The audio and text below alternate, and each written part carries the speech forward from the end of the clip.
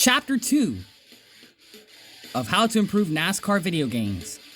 Do you really need the license? Welcome to Episode 2 of How to Improve NASCAR Video Games. Today's topic is going to be about licensing, or rather, how you don't really need it to make fun stock car racing games for stock car racing fans.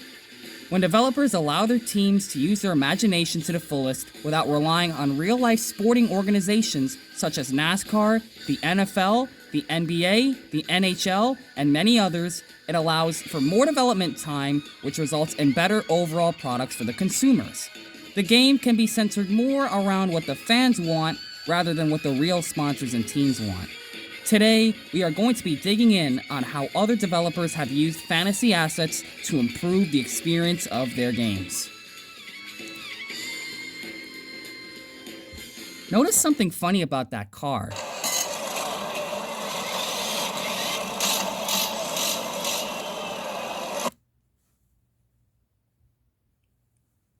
How about this one? Or this one? Or even this one? Guess what? They're all fantasy cars and sponsors. Licensing is a net negative. Here's why. Reason number 1. Getting permission from real-life sponsors is a real hassle. It's never as simple as, let's just put Haas Automation, Mobile One, and Dow logos on the cars and tracks. Or, let's put in Hendrick Motorsports, Joe Gibbs, and Stuart Haas Racing in the game, no questions asked. Game developers have to take the time to talk to these organizations to get permission to use their likeness in the game. That's a lengthy process, taking away time from the developers to work on core aspects of the game that people are asking for. Things that truly add to the game, such as presentation, on and off track content, a good paint booth, and properly functioning AI, all of which add more to the game than having the license ever could. NASCAR games for the past 15 plus years have been officially licensed by NASCAR, and a majority of people can agree that these games did not meet or live up to their expectations. If the game isn't enjoyable, you have nothing.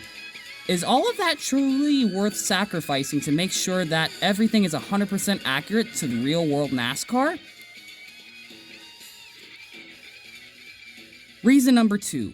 It affects the player's customization. Sponsors want their paint schemes, team and driver associations, and the overall likeness of their brand to be represented as accurately as possible. So much so that it eats away at how the players customize their own cars and drivers.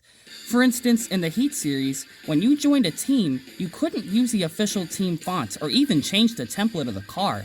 You could only change the number and the color arrangement. No one can entirely customize their in-game assets to their true heart's desire. Customization is what adds to the overall experience of the game, especially games like NASCAR titles, a sport that naturally lends itself to customization, especially with the cars and drivers. All of these things are affected when organizations absolutely have to have their likeness represented a certain way, not the way the players want it. That is really not immersive for the players. After all, you're playing your own game. Why do these things matter to these corporations when you're playing your own game? And here is a screenshot from the Heat series, and here's an example of an Aris Toyota. Only one template for the sponsor/manufacturer combination. So that means no unique cars per player. Reason number 3. It affects the presentation. As of today, Fox and NBC Sports are the main television programs that bring the experience of NASCAR to millions of homes across the world. But getting the license to all of the personalities and intricacies of the broadcast is going to take far too much time. Because of that, most of the time and resources that make presentation great in a game can never be used to its full potential, because most of that time is wasted acquiring the license. Why not make up your own broadcasts with your own people and your own imaginative assets? That did wonders for Daytona USA 2. Why don't we see this in more games? It wouldn't be a problem to use it, even in a licensed game, if it makes the game better. After all, presentation is one of the most important features. Any measures should be taken to make sure that it is the best that it could be, whether or not it features authentic broadcasters. And now here's the fun part of the video. Let's showcase how some developers have used fictional sponsors and fictional assets and stuff of their own imagination to improve the gaming experience. Check this out, guys. You have a made-up driver, Mark Gibson, of course, for this particular car. There are lots more made-up drivers in this. Made-up sponsor. So you have a made-up sponsor on the car. They didn't have to run after Interstate Batteries, Valvoline, or 3M, Autometer. They just came up with their own thing. A made-up number. So you have 59. Nobody runs 59. So they're using their own creativity for this. Check out this track from the Thunder series, one of the old EA games. This is a fictional racetrack. They used their imaginations to create really awesome, creative, and fun tracks to race on. Not only are they visually they're visually attractive, but man, they are fun to race on, and it adds more content to the game for the players.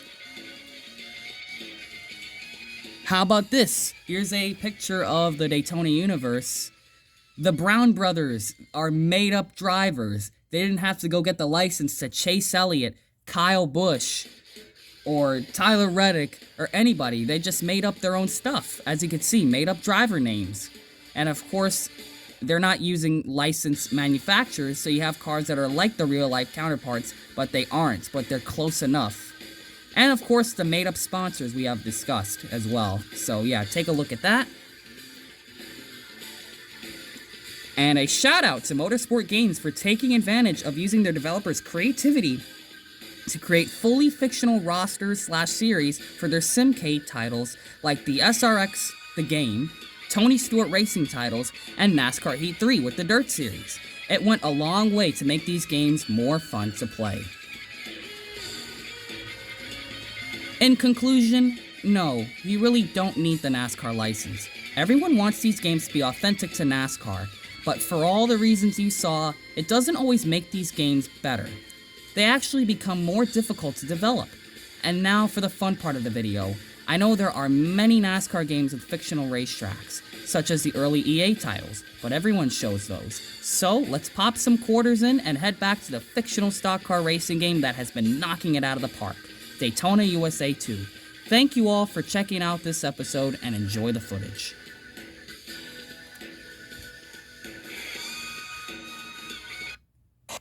Here's a lap around the Forest Dome. Just take a look at the details of this fictional racetrack and how awesome it is. If you can't put Pocono in the game, give us this.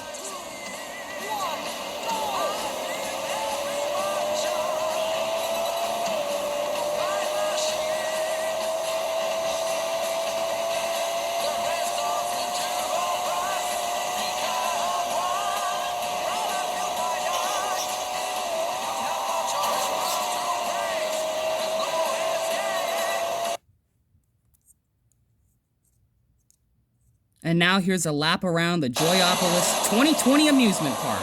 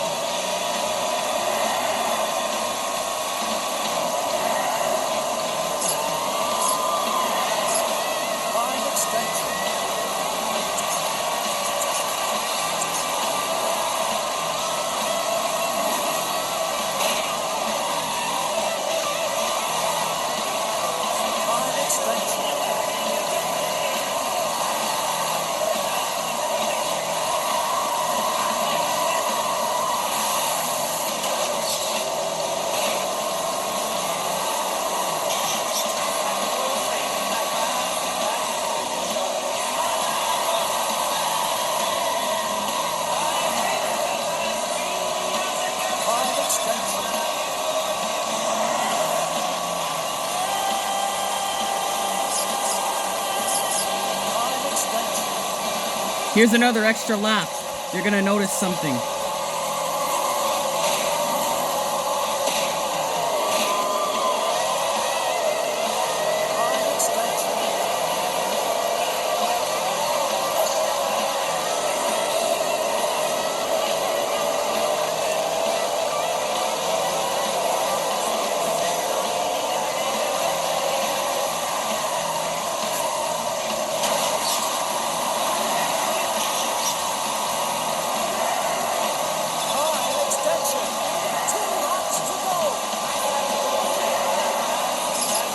This is the lap right here where the crazy stuff starts happening.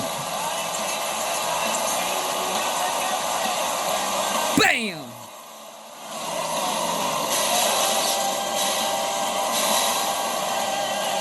How cool was that, guys?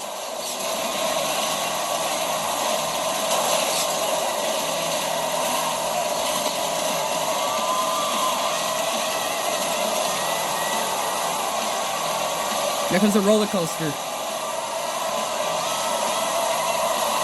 And back to the swinging ship.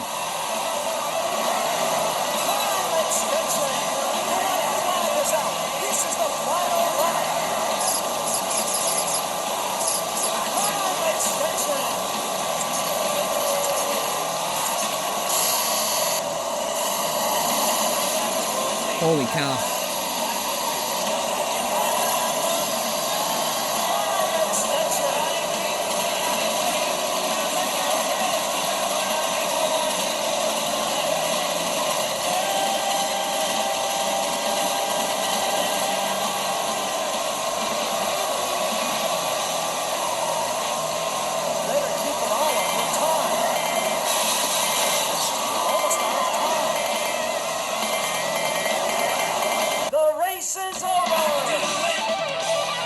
Well, that was really 4 laps, but man. Ninth. Game over! And you're probably noticing a theme with these tracks so far. Not only are they all unlicensed fictional tracks, but they all have their special features about them. The first track had waterfalls, and it looked like it was taking place in pretty much in a resort. Man, it had like wildlife in there. There was a dome over the racetrack, and now this one, which was in an amusement park. If those 2 tracks were not intense enough for you, check out this last track. If you can't put the Chicago Street Course in an official NASCAR game, give us something like this.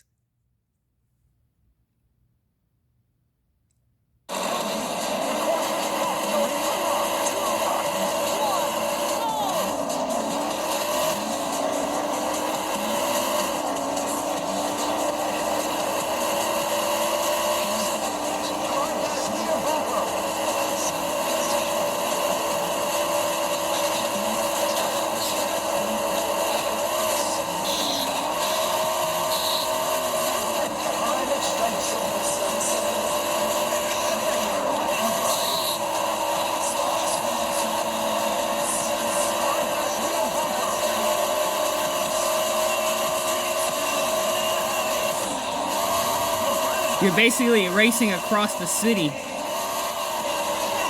But look how cool it is. Like the buildings and the tunnels and the boats and...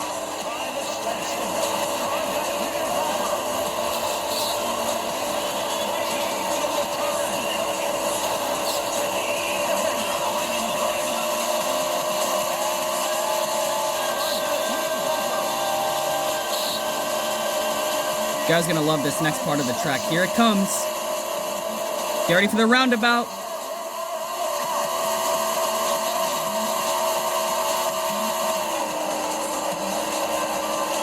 That part of the track is a challenge.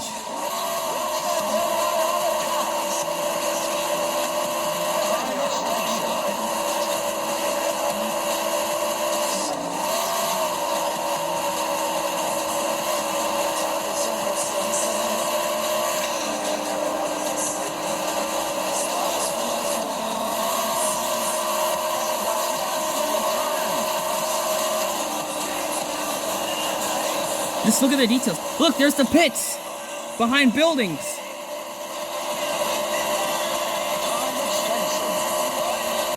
So yeah, obviously, you know, it's not realistic physics or anything. It's really arcadey.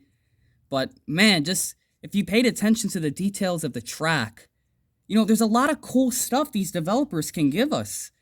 Like these guys working on Daytona USA 2 from Sega, they must have had an awesome time. Fun time creating these tracks, just being told by the developers, just have at it. You don't have to worry about, you know, Speedway Motorsports Incorporated, you know, the Daytona International Speedway, Talladega, Bristol. You don't have to worry about any of the licensing. Just make up your own stuff and have fun with it. And that's my whole point with this stuff, guys. You can give us fake sponsors, fake drivers, fake cars, fake tracks like you just saw. And I don't think it would even hurt the experience. Like, you really wouldn't buy a NASCAR game if it wasn't licensed, if it gives you more content. Not only are these tracks visually appealing, but they're fun to play on. Doesn't matter if they're licensed or not. Same with the cars. And, everything about this so far, even like the broadcasts that we saw last episode. So you could add things like this. This is really cool.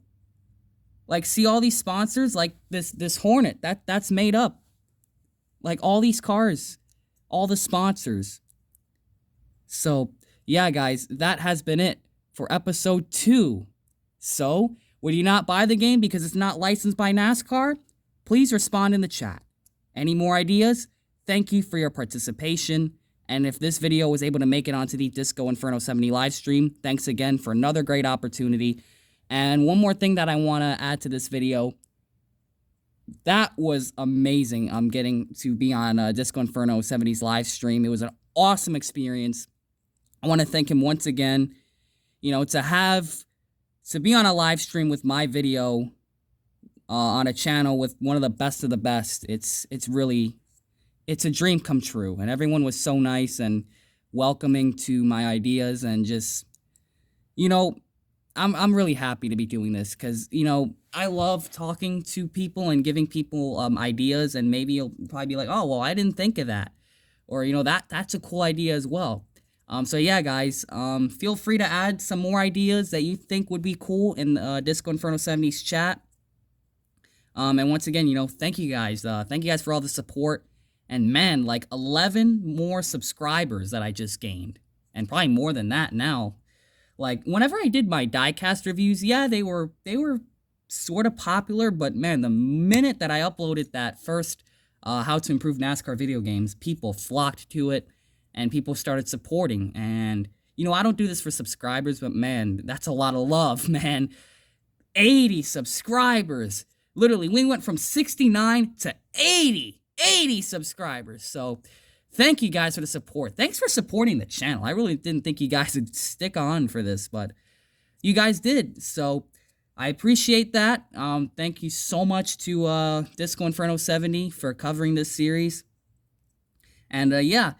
Like I said, if you have anything else to add to the chat, or if Disco has anything more he wants to add, he can definitely do that if this ends up on the live stream. But yeah, guys, thank you all for checking out this video. Comment, like, and subscribe, and we will see you guys in the next video on Project 94. And hopefully we can do a Chapter 3. I have one planned. It's going to be about customization, so that should be fun. Thank you all for checking out this video. Comment, like, subscribe, and we will see you guys in the next video on Project 94. And remember, guys, always remember to make sure you know what you're doing when you're putting decals on your diecasts.